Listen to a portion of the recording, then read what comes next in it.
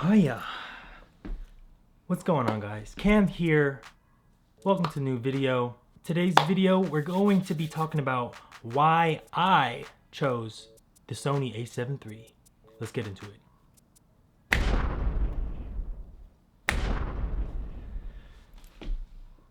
I need the intro, don't I?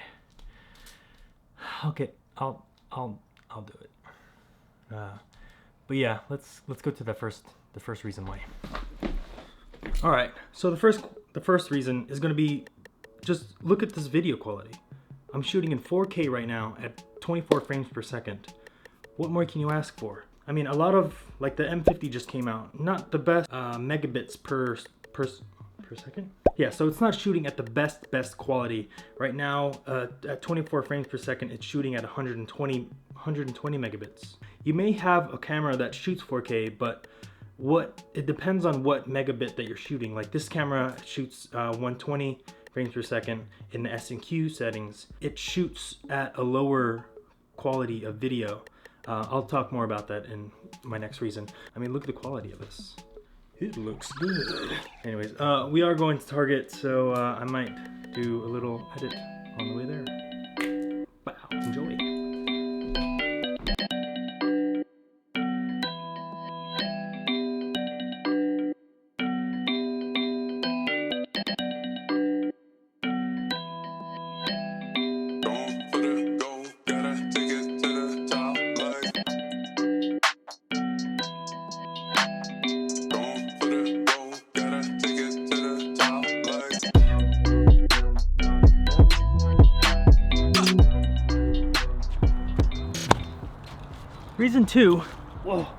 Reason two is gonna be 120 frames per second. So what you just seen, like me just getting out of the house, what's cool about 120 frames per second is that it gets, like, you know, it makes you look at life in a different perspective, in a slower time. And what's cool about that is that you can like film the most normal things, but make it look super buttery and like it just looks cooler that way. You know, if you are interested in subscribing, you are going to see a lot of slow-mo. So if you like slow-mo stuff, consider subscribing. 120 frames per second at 1080p it's just a game changer for us, especially for my channel. The M6 that I used to have from Canon only shot in 60 frames per second. I just seen like 120 frames per second on so many other channels that, like, I felt like using 60 frames per second wasn't even worth using. You can't compare 60 frames per second to 120 frames per second. That's 50% slow-mo to 1/4% slow-mo. So yeah, I mean, it totally changed the look of my entire channel. So reason two is a really big one. Reason three, I think, is a pretty big one too. So keep watching.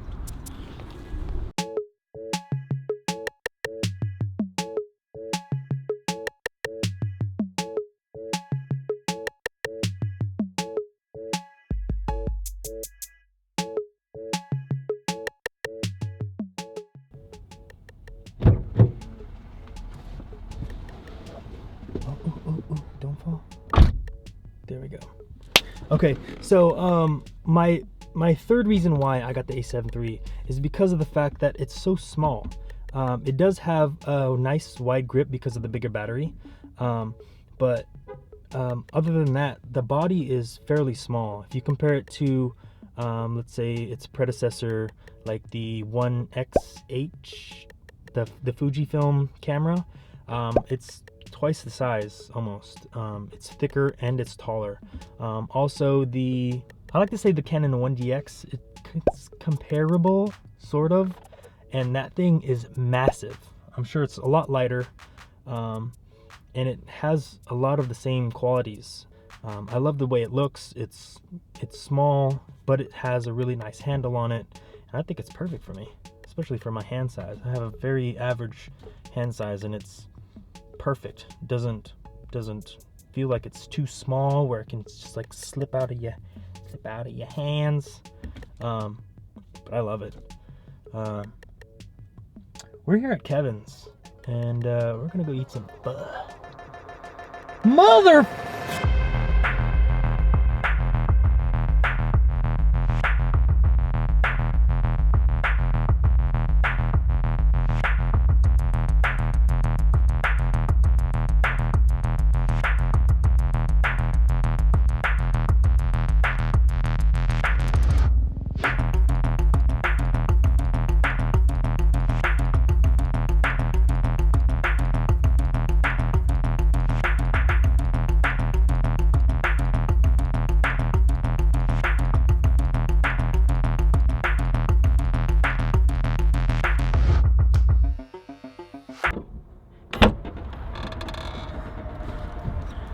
The fact that it's called a entry-level camera is ridiculous, because if you look at many of the features that an A9 has, which is $6,000, it has many of the same features.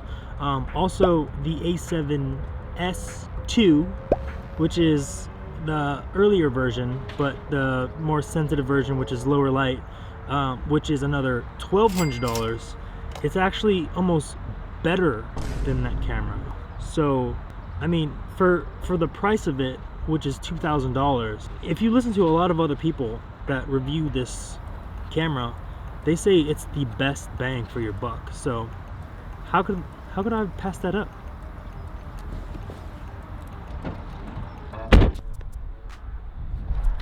Okay, so I don't know if you guys know about Sigma lenses.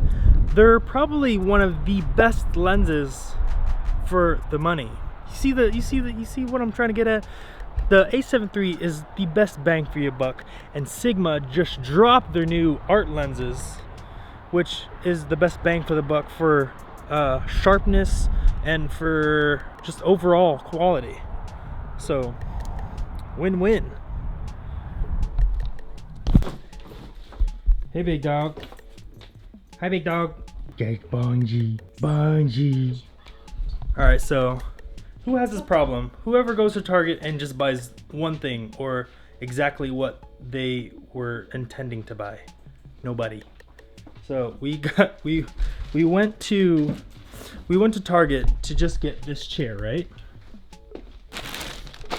So we got the chair. We ended up buying a rug, a blanket, and a purse. Something else.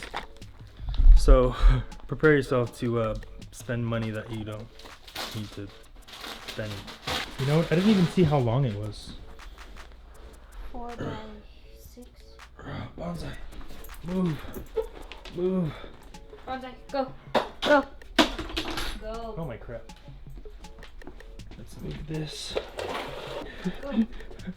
Bonsai, move. Go. Look at it. This is what a 90-pound girl looks like moving a 130-pound dog. Strugs. I told you it's not too bad. She was worried about the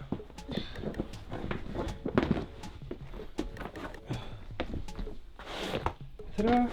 Not too bad. Ooh, and it's grippy, unlike the other one that we bought. Excuse me, light. Not too bad, yeah? What happened? You're sweet. Okay. Okay. Well, sorry. This video kind of turned into a vlog, sort of, just right now. But yeah, I'm sorry. Let's get back into the video.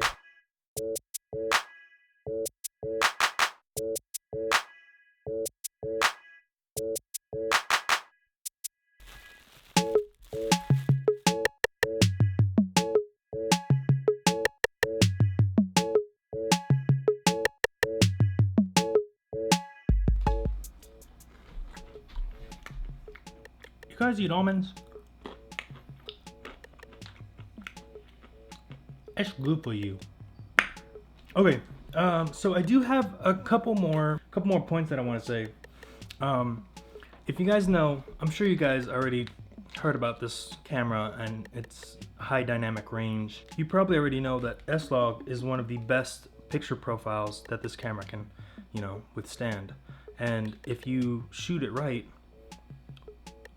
you probably have the best kind of, videos, or at least quality, or at least dynamic wise, on this YouTube platform. I haven't really messed with it yet. I'm kind of dabbing into it here and there. Supposedly it's really hard to nail down the exposure, the correct exposure to get the most dynamic range out of it. But yeah, if you can nail down S-Log, you can pull like detail from the darkest of darks and the detail from the blown out whites. But I do have a couple more, so yeah. All right. I do want to say two more. Just two more. So one is the bigger battery, the size, these Z batteries that Sony has incorporated into the new bodies. And I'm so happy that they incorporated it in this body here, just because it makes the hand grip, just so you have something more to grip on, just so it doesn't feel like you know, like I can hold on to the camera and just swing it around and feel totally comfortable, because you're actually like holding onto like a little grip instead of holding it on with your fingertips. Just the battery life, if you guys are familiar with the Canon M6, I probably had like 5 batteries, and that would last me, like if I was shooting all day like today, it would probably take up at least 3 to 4 batteries. Like this is shooting in 4K. My M6 wasn't even capable of shooting 4K, and also it wasn't shooting in 120 frames per second. This drains the battery on any camera. With these new batteries, I can shoot 4K and 120 frames per second all day and not have any problems. I even shot a music video for my sister's husband, and literally I was out for what, 4-5 hours straight, literally straight, just 120 frames per second the entire time, and I probably had another 35% battery life. Like right now, I've been shooting the last 4 hours ever since I got home, and I think I have like 50% left. If you shoot smart and not like not like, you know, over the top, you'll have battery life forever. It has 2 slots for memory cards, which is redundant, but just the fact that I feel safe, I'm able to shoot as much as I want and just keep all the memory on the 2 memory cards, which is amazing. I have 2 128 gig SD cards in there, and I feel safe. I have so many days on those cards, and I don't even have to worry about it. And what's cool is that I can have one hold nothing but video, and then the other one holding nothing but pictures, which really helps out workflow afterwards when you're trying to edit. You know, if you just want to edit straight into Lightroom, you can just pull all the pictures from the picture SD card and be perfectly fine, and not have to shuffle through all the videos and yada yada and try to pick out the ones that are pictures only. This way it's just, you know, boom, all pictures, boom, all video into, you know, Final Cut Pro or Adobe, whatever. I think that's pretty much it. Thanks for coming along with my day. It kind of turned slightly into a vlog sort of thing, and that's kind of what I want my channel to be. I kind of want to talk about things, you know, topics that I feel like can help other people, and also you know, kind of just show you my life, show you, like, bring you throughout my day. So if you guys are interested in, you know, in those kind of videos, just let me know. Drop a comment, and also subscribe if you like, if that's what you're into. Yeah, I think that's pretty much it. I hope you guys learned something. If you're on the fence of buying a A7 III, highly recommend it, especially if you're coming up from M6, or, you know, a lot of people are actually, like, professionals are switching from Canon to Sony mainly because of this camera, which is pretty crazy. Which just means that Sony is really climbing the ladder to reach, you know, Canon, Nikon, Fuji, and you know what, I can't say nothing wrong with it. So again, if you have liked any part of this video, or if you found it helpful, please leave a like. It really does help. I am trying to reach 1,000 subscribers by the end of 2018. It is getting pretty close, but I have faith. I have faith in you guys. But yeah, I'll catch you guys in the next video. Later, guys. Wait, please don't, not yet, okay. So before you guys go, the main reason why I wanted to make this one a video was because, or make this topic a video, is because I made a video a couple days ago, and it just like opened my eyes to like why I love this camera so much. So without further ado, please enjoy this little gym video that I made with a few friends. So enjoy.